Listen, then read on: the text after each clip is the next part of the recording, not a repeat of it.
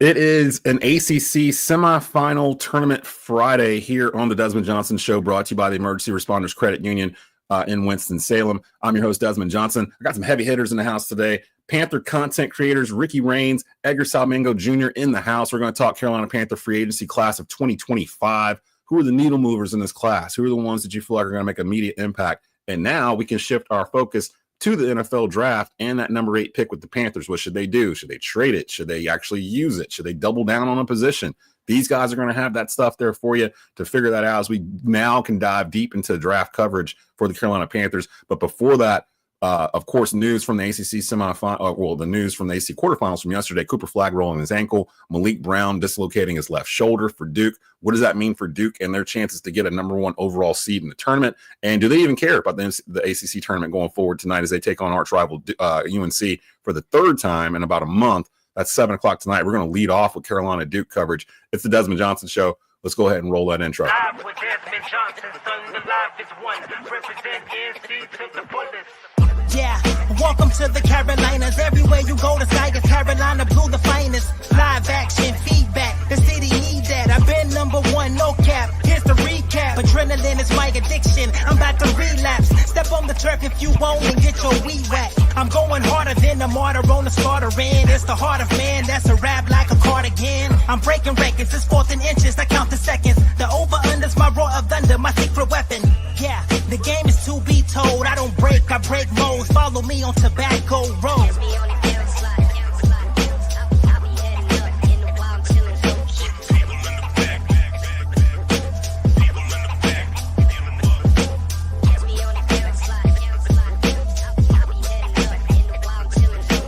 Live with Desmond Johnson, son, the live is one. Represent NC to the fullest.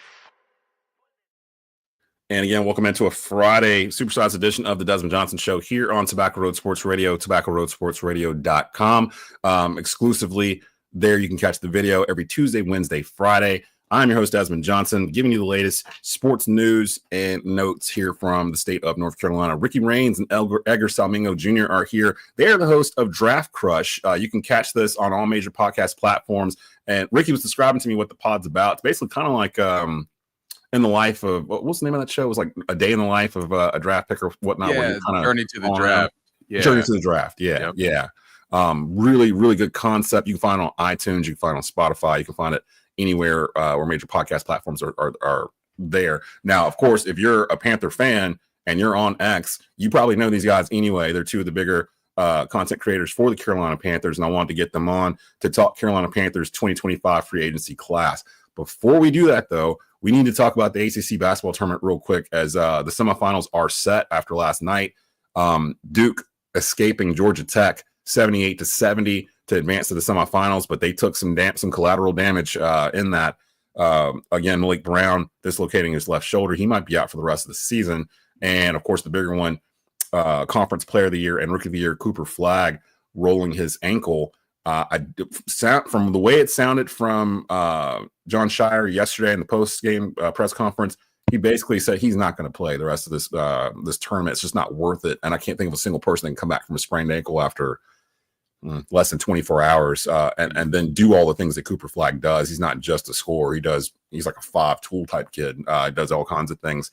Carolina Duke tonight at 7 o'clock, followed by Clemson taking on Louisville at 9:30. Both of those games are on ESPN. We should have full coverage of the ACC tournament aftermath on Tuesday's show. Guys, real quick, thoughts on Cooper Flagg's injury, and do you think it's going to affect Duke? If let's say Duke does win the ACC tournament, or even if they don't, they've been the number 1 ranked team this week. Do you think it'll affect Duke's number 1 seeding, and will they be the overall 1 seed, or will they give that to somebody like Auburn?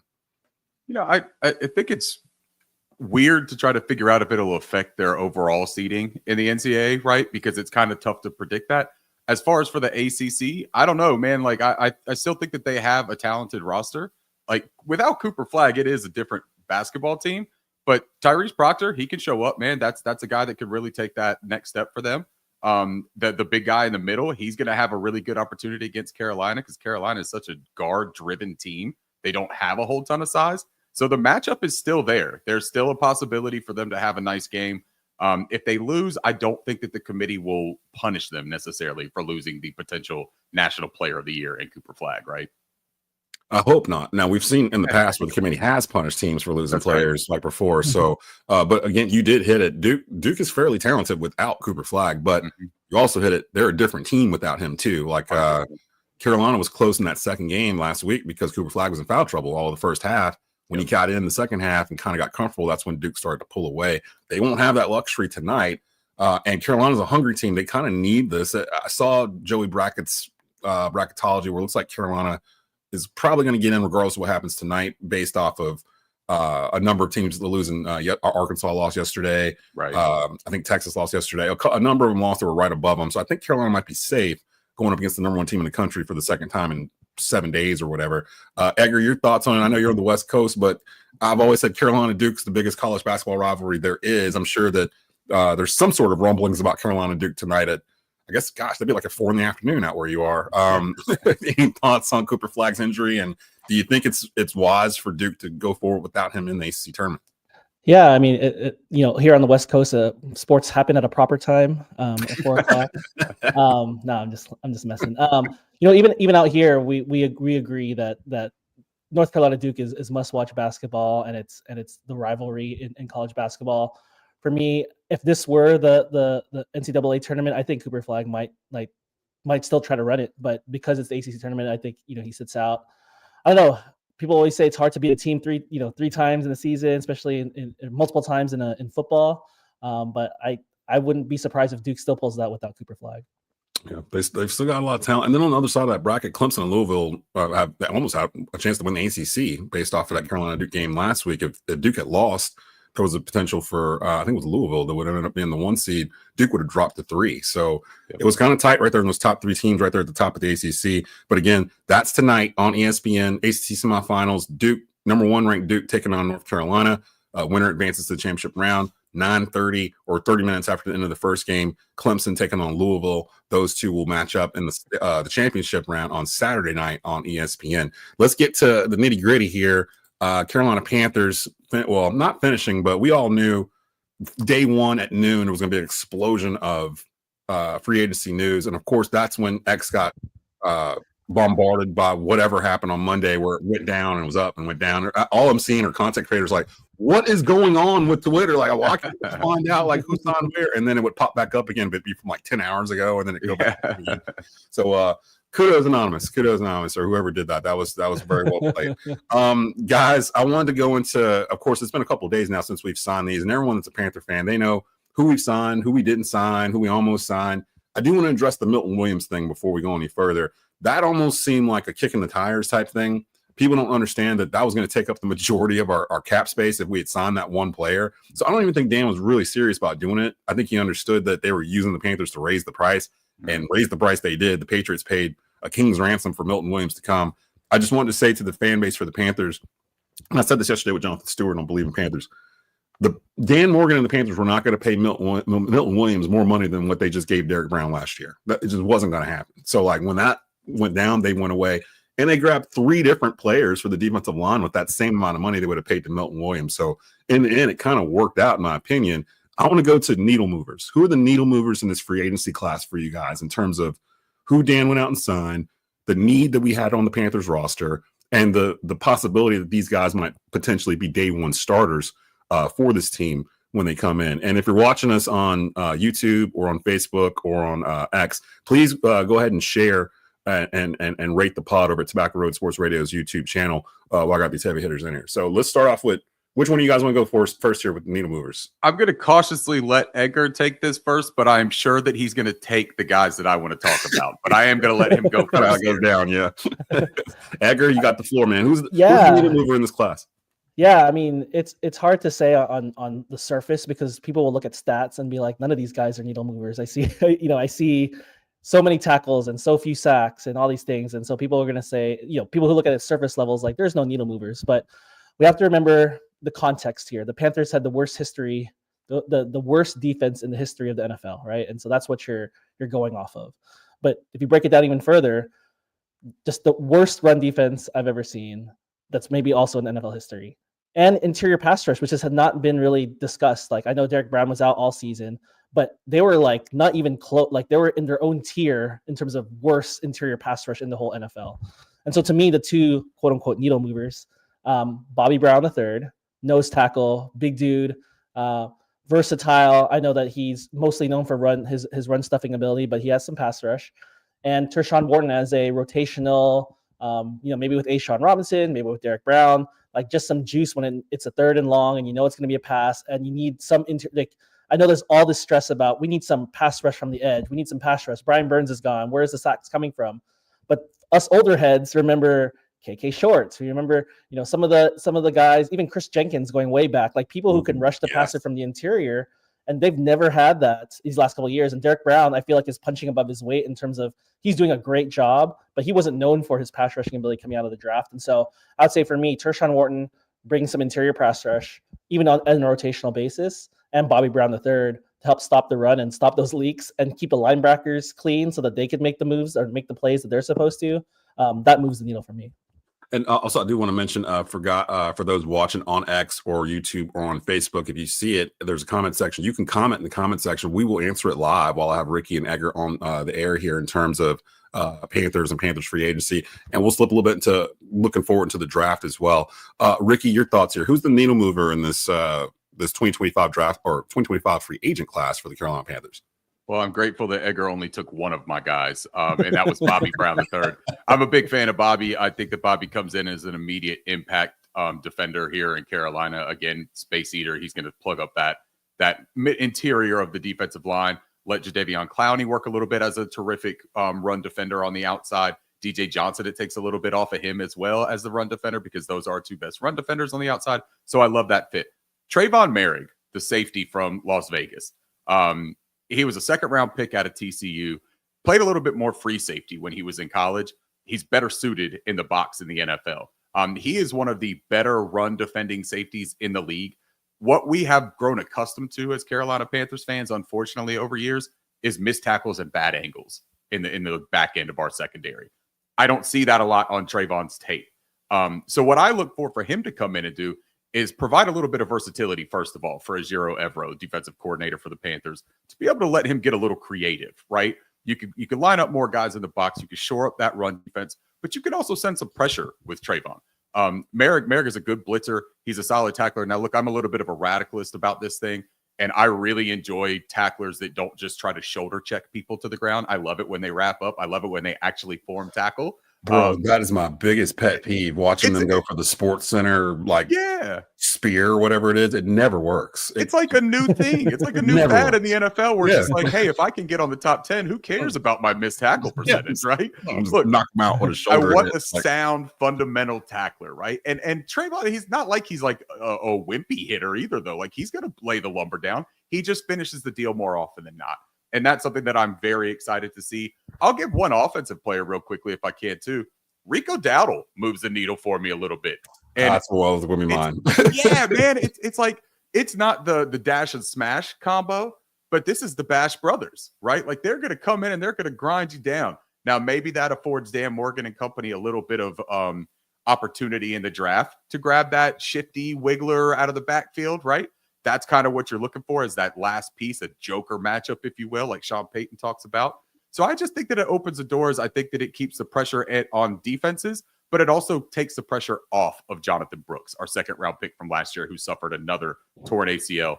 Let him recover physically and mentally and be 100% ready to go in 2026. I'm glad you brought up Rico, because that was going to be mine too, and that was going to be a segue into of course, if you follow these guys on Twitter, Ricky Raines and Edgar Salmingo Jr. follow with us here today on the Desmond Johnson Show, 2 of the bigger Panther content creators we have. You've probably seen the back and forth between me and Monty Fetty going back and forth regarding the 8th pick and Ashton Genty. Now, I have to preface this with everyone. I've never said I want Ashton Genty. I've said that don't be surprised if by the time we get to the draft that Ashton Genty has moved up into the top 8 in terms of a player that people are looking at, and that's already starting to happen. That was all I was. It's like, look, this is already going down. Like, they're already putting him with Dallas at 12, or I think I've seen the Saints attached to him. Whoever's right above us, I think I've seen attached to him. And I'm like, is it really that far fetched for us to pick the Heisman Trophy winner and a generational talent at number 8? And yes, he is a generational talent. He finished like 40 yards behind Barry Sanders for all-time season rushing yardage. Like, that's a record no one thought would ever be broken. He almost did it. Like, there's It's okay to say he's a generational talent. Now, I know they just signed Chuba Hubbard to a deal. I know they want him to be the workhorse. This is 2025. There's only 2 workhorses in the entire league, in my opinion. One of them just won the Super Bowl, and Saquon Barkley. The other is Derrick Henry. That guy don't exist anyplace else. And this is the Carolina Panthers.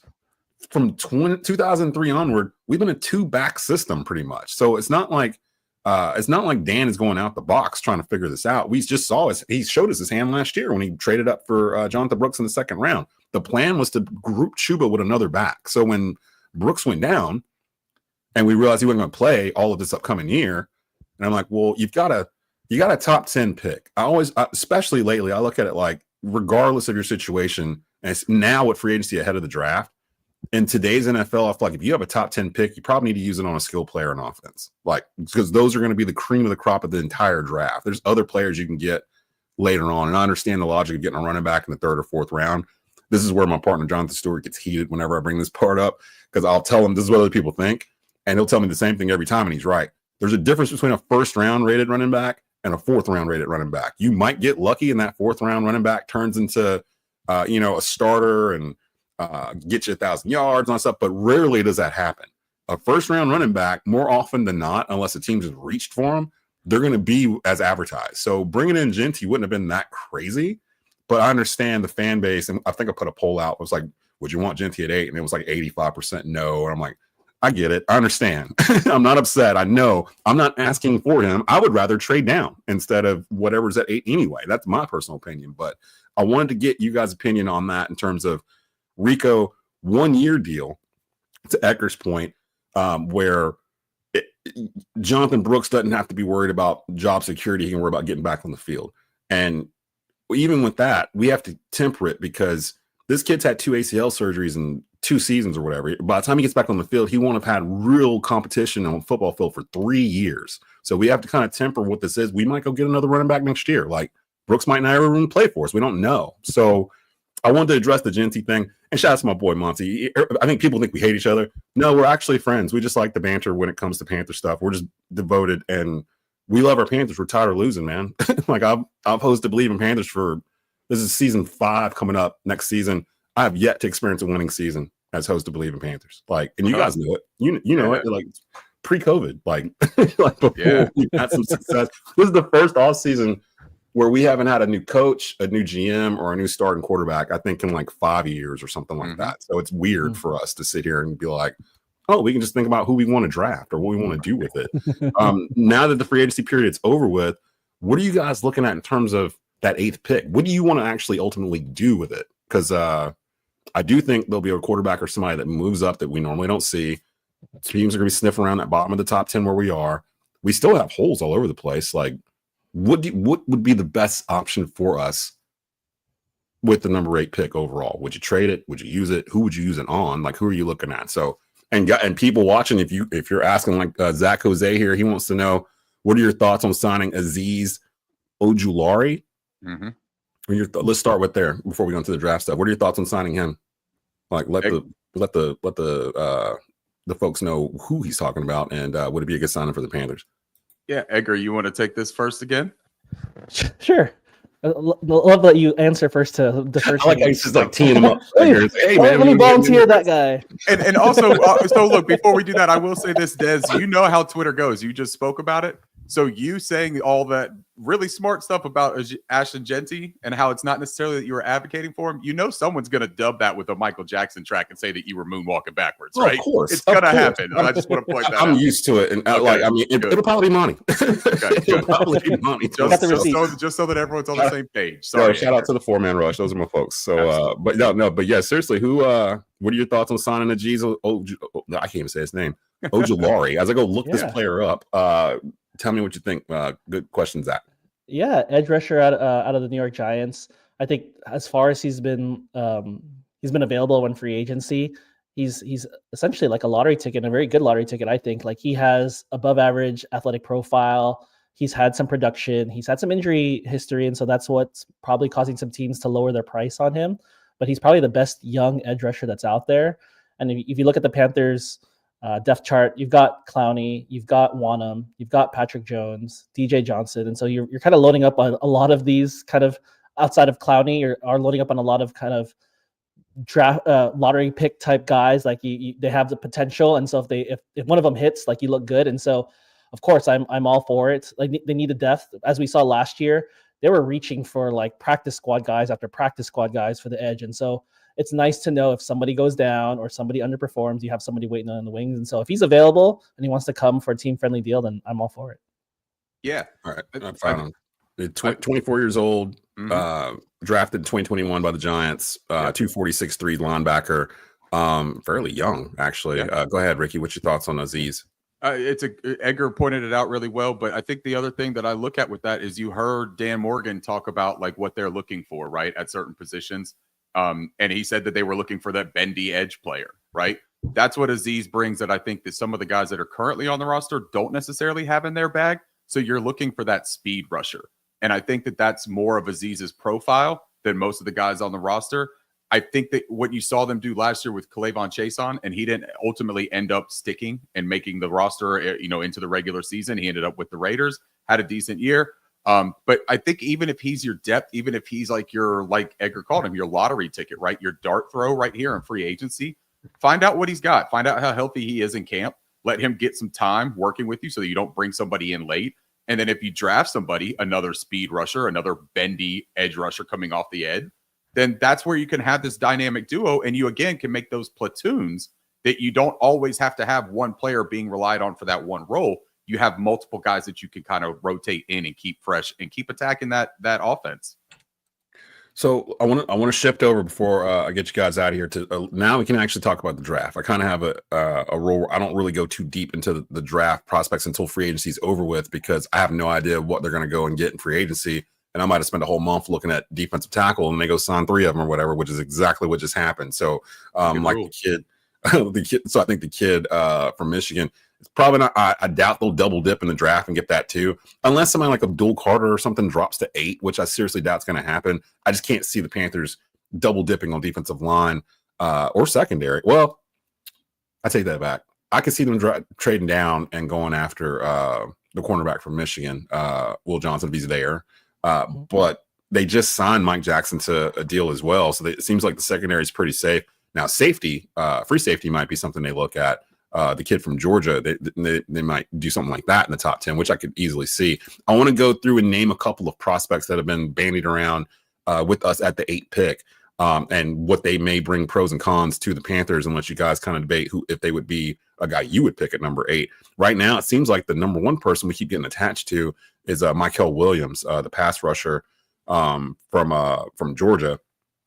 Thoughts of him at 8? Would you pick him at 8, knowing what they just did in free agency? Would you continue on with defense in the draft and use that 8th pick on Williams? Ricky, let's start off with you on that one. Okay.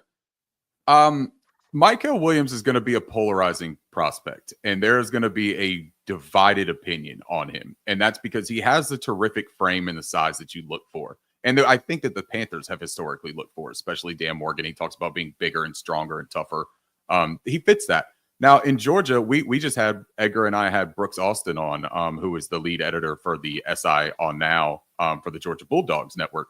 And he kind of told us a little bit about that Georgia defensive scheme and how Mykel was playing a lot of 4-eye, playing a lot of interior type of positioning and alignment on the defensive front for Georgia. I think that when you look at his profile in the NFL, you're not going to see as much of that. The size doesn't translate into the NFL in that same regard. But so if you're looking at him as a 7 or a wide 9 even and stand-up rusher, the pass rush arsenal, we didn't get to see it as much. But Brooks told us, man, he's got a refined bag as a pass rusher. He was not healthy. He played with a severe ankle injury, even had some torn ligaments last season. So there are some injury things that you have to take into account. When we saw him, he had a terrific 10-yard split on his 40 at the pro day. So a lot of questions about his athleticism and his get off on the line. I think that he kind of like showed you, hey, I do have that ability, just because it didn't show up. I like Mykel Williams. He has always looked like a Panther to me when I have watched tape of Georgia, whether I'm watching Jalen Walker, who is absolutely dynamic and explosive, or I'm watching Malachi Starks. Mykel Williams looks like what you're looking for. He is a day one ready run defender. He gives you the length that you're looking for. But I think that he could absolutely develop as a pass rusher as well. But it takes a little bit of projection there. So at 8, I would be comfortable with it. I know it won't be everyone's favorite, and it might not be my top pick, but I'd be comfortable with it. Edgar, I want to give you one that has been building up steam online. That's Ted McMillan, the wide receiver from Arizona, 6'4", 220, but kind of lacks some speed. He seems like the number one wide receiver, keeps getting attached to us, but there's a couple others out there. Matthew Golden from Texas, Luther Burden from Missouri. Would you be comfortable with any of those three at 8? Yeah, I mean, we were talking about earlier about Ashton Genty, and so like also shout out to you and Monty. Like you guys make Twitter a funner place.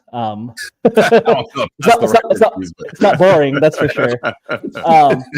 I brought up Ashton Genty only because my personal philosophy for the Panthers is like to make a strength even stronger, right? And so you look at the defense again. You're coming from the worst defense in NFL history, right? And so realistically, how can you take the worst defense in NFL history and make it elite in one off season, right? And even in it's this draft class. And so I've always said, like, why don't you make a strength stronger? Why don't you give Bryce like like what we did with the offensive line, just overload him with offensive weapons and just really make that offense hum. If the defense lags, you're fine because you have an elite offense to lean on. But if you have an average offense and an average defense, like where does that get you? Just average results. And so I would love to see offense I love Tetairoa McMillan. He's also from here, from the West Coast in SoCal. High school is nearby my house. I think sometimes the reason why I fall in love with guys like Ashton Genty and Tetairoa McMillan is like, I'm a football fan. I watch stuff and so I love the hog mollies. I love the trenches. Don't get me wrong. Like that's what win games. But in terms of like just what I like to watch, like I remember watching some of his early games in the season and he just dominate. Like he just take the ball and run. He doesn't, not very many people at 6'5" and 200 plus pounds can move the way that he does. And so it's an easy projection for me, for him, for Ashton Genty to be like, this can translate into the league because just worst case scenario, he has the physical traits to just be a player in the league if he can translate into route running. And then the thing about the speed too, I know people are going to wonder, why doesn't he run a 40? But like we have GPS tracking now, we have on data and analytics, Zebra technology. And so like, he's still one of the top end speed guys at wide receiver for his, not only for his size, just in general, touching over 20 miles per hour. And so I know people want to say draft fatigue. I think just people like want to look at the new shiny thing. But if you just go back to just watching football, just watching college, just like we talked about college basketball, you just watch the games. He stands out as a needle mover. He stands out as like, dude, someone's got to cover that guy. We have to game plan around that guy. Yeah. Right now, I know it's a common thing on Twitter. Like the Panthers don't have a guy where it's like, we got a game plan around him. Maybe the offensive line, maybe Bryce Young, but in terms of the perimeter weapons, there's nobody on there where it's like, I got a game plan around this or we're going to get cooked this offseason. So Tetairoa McMillan, love him. He's a top of guy I would like at 8. All the other guys I'm thinking about, like you said, Desmond, I'm willing to trade down. But guys like Mason Graham, guys like Tetairoa McMillan, they're like a higher tier for me that I would take no matter what we did in free agency. Yeah, that actually is a good point. And you make an excellent point too, where I feel like besides Genty and of course Travis Hunter, those are like the 2 generational talents to me. They're at the top of this draft. And then everything else, like Cam Ward's not a generational talent. I think he's gonna be a good quarterback, but is he like a Cam Newton? No. You get further down as you get into it.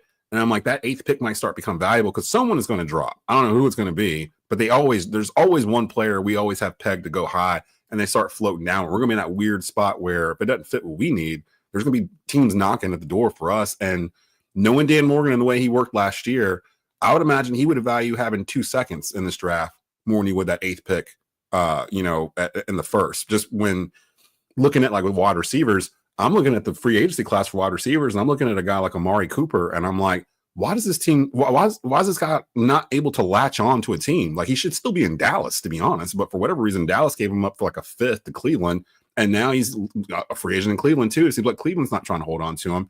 I'd be happy signing Amari Cooper, and adding him to this base. I want to see what Xavier Legette turns into. Like, I want to see what Jalen Coker turns into. Now, I'm not saying I'm content at all with what we rolled out there at wide receiver and tight end last year. It needs to be upgraded. I just don't know if I want to do 2 wide receivers back to back in the first round when we traded up for Legette last year. I feel like they could do this better by being copycat. The Philadelphia Eagles just basically won the Super Bowl because they ran the ball down the backs of everyone and they focused on building their offensive line and defensive line. They basically drafted the University of Georgia for their defensive line. And oh my gosh, they won a Super Bowl like 2 years later. Like, surprise, surprise. Like, like that was probably going to go down. Like, I want to do that. I want to build the trenches.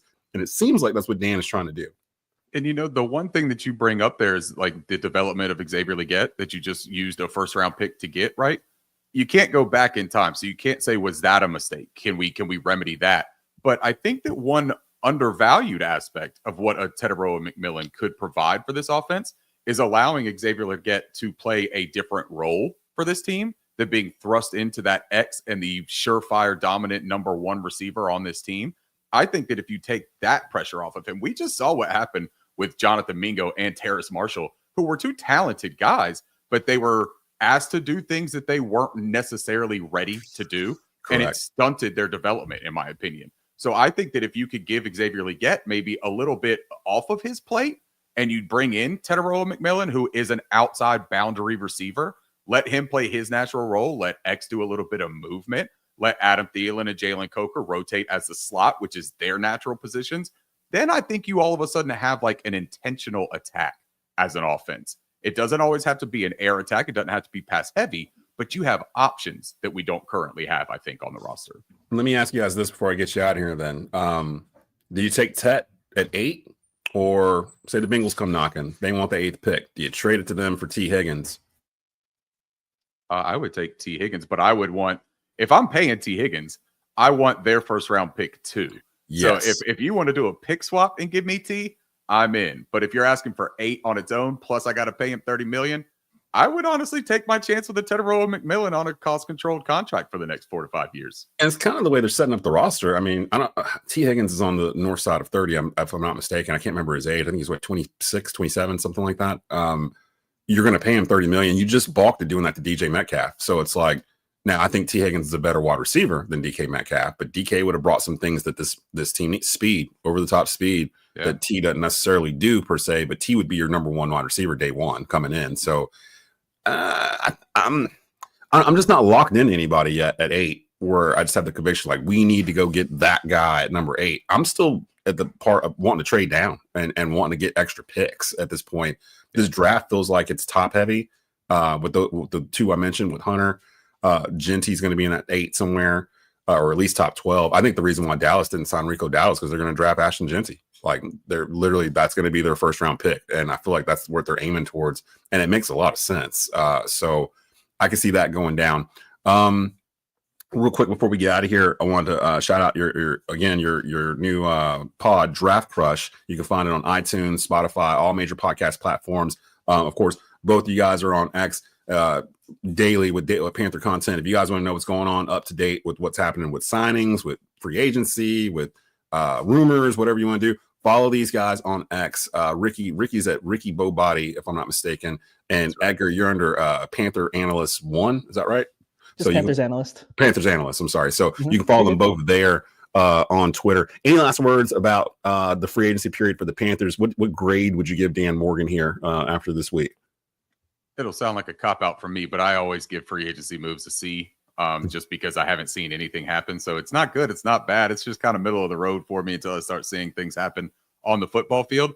But I love the approach. I think that there's an aligned vision and there's intentionality with the moves that they're making. They're putting guys in specific roles. They're building out the depth. They're raising the floor of the defense. Offense, I still think there's work to do in adding dynamic players. But Des, thank you for having us on today and for shouting out our show as well.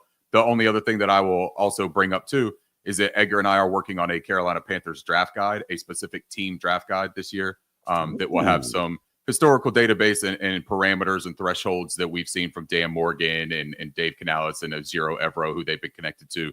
And so we'll have a little bit of focused approach on the draft, and hopefully we'll have that out early April, mid-April before. Hey, I love it. That's fantastic. Edgar, final words here going into what would you give a grade to Dan Morgan? Did he cook or did he fumble the plate coming out of the kitchen?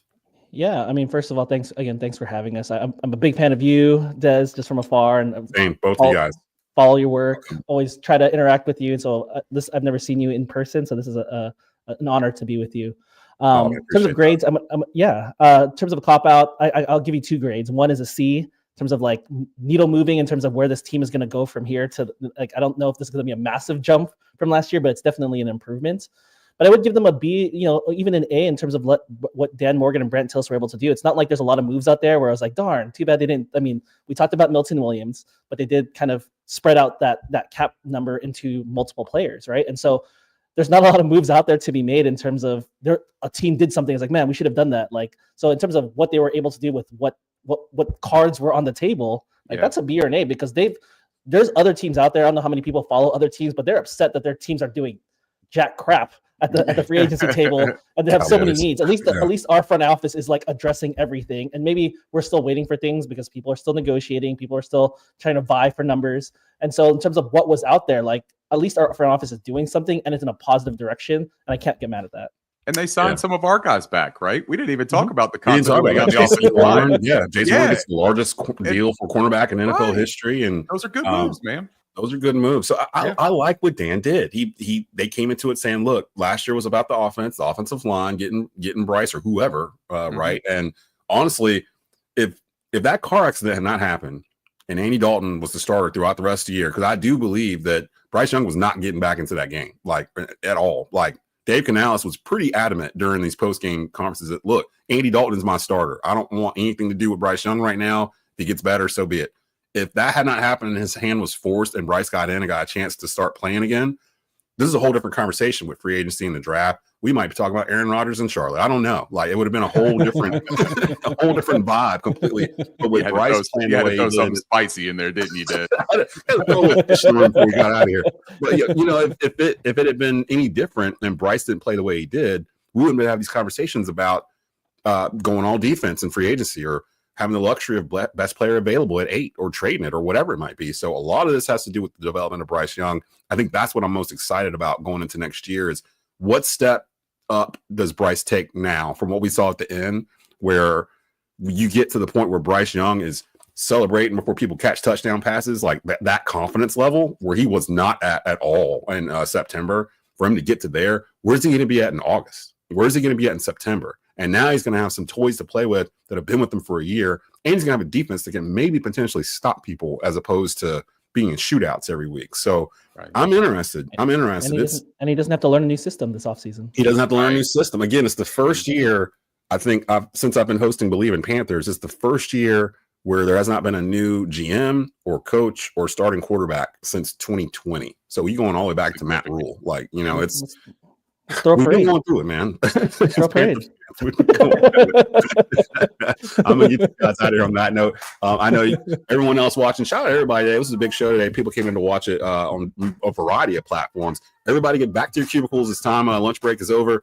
Shout out to Ricky Raines. Shout out to Edgar Salmingo Jr. I definitely need to bring both of you guys back on as we get closer to the draft. This was a great show. As we get closer, we'll find out a little bit more what the Panthers' hand is and what they're looking at. And maybe some prospects pop up that these guys didn't know today that they might look at 2 weeks from now and be like, hey, this guy's starting to show up on film. So we'll definitely bring both of them back. Go check out their podcast, Draft Crush. You can find it on all major podcast platforms. We will see y'all next week.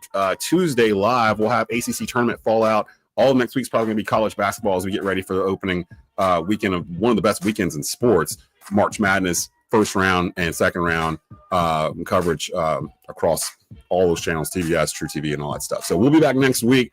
Peace. Have a great weekend. Enjoy it, Panther fans, while you can. We'll see you guys later.